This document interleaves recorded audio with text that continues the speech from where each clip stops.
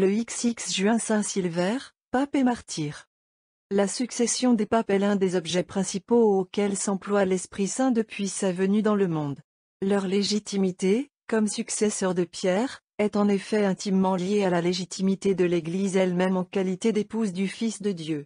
Et c'est pourquoi, chargée de conduire l'épouse à l'époux, l'Esprit ne permet pas qu'elle s'égare à la suite des intrus. L'inévitable jeu des passions humaines, intervenant dans l'élection du vicaire de l'homme-Dieu, peut quelque temps parfois rendre incertaine la transmission du pouvoir spirituel. Mais lorsqu'il est avéré que l'Église, en possession de sa liberté gardée ou reconquise, reconnaît dans un pape jusque-là douteux le pontife souverain, cette reconnaissance est la preuve que, de ce moment du moins, l'occupant du siège apostolique est investi par Dieu même.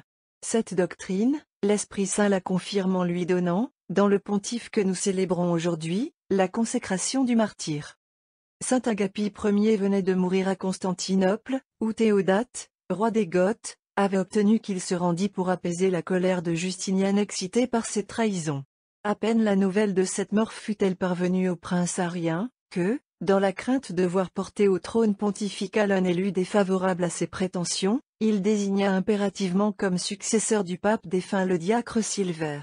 2 mois après, la justice de Dieu frappait le tyran et délivrait l'Église. Nul doute que Rome n'eût alors été dans son droit, en rejetant le chef qu'on avait prétendu lui imposer de vive force. Ce n'est point au prince que le Seigneur a remis l'élection de son vicaire en terre. Mais, étranger aux violences dont sa personne avait été l'occasion, Silver par ailleurs était digne en tout du pontificat suprême. Le clergé romain, redevenu libre, ne songea point à lui retirer une adhésion jusque-là discutable. Et dès ce moment, chef incontesté de l'Église, le successeur d'Agapit apparut comme le véritable élu du Seigneur. Dans un temps plein d'embûches, il comprit ce qu'exigeait le devoir de sa charge, et préféra un exil qui devait lui coûter la vie à l'abandon du poste où l'avait mis l'Esprit Saint.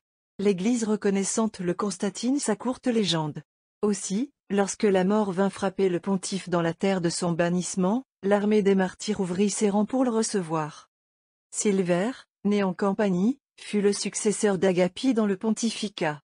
Il fit briller sa doctrine et sa sainteté dans la poursuite des hérétiques, et sa force d'âme apparut tout entière dans la manière dont il maintint le jugement d'Agapit. Malgré les instances réitérées de l'impératrice Théodora, il se refusa à rétablir Antime qu'Agapit avait déposé de l'évêché de Constantinople comme fauteur de l'hérésie autrichienne.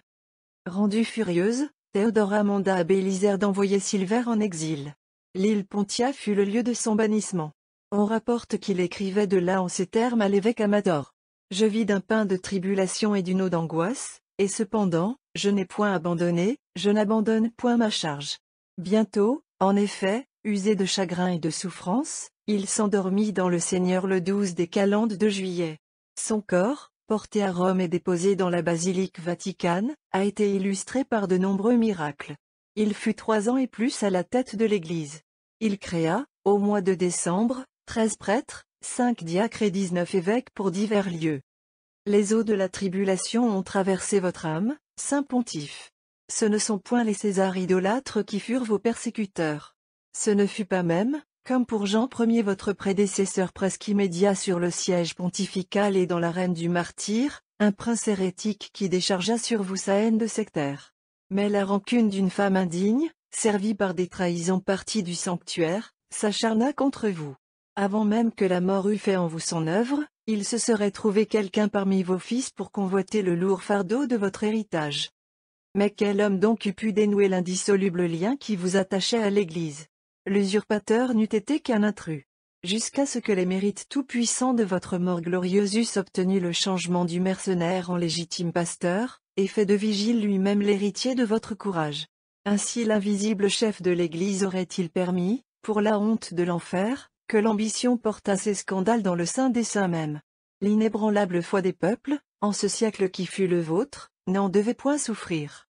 Et la lumière résultant de ces faits lamentables apprendrait mieux aux âges suivants que le caractère personnel d'un pape, et ses fautes mêmes, n'affectent point les célestes prérogatives assurées par Dieu au vicaire de son Christ. Gardez en nous, ô Silver, le fruit de ces tristes enseignements. Bien pénétré des vrais principes, le peuple chrétien ne verra jamais s'affaiblir en lui le respect dû à Dieu dans ses représentants, quels qu'ils soient.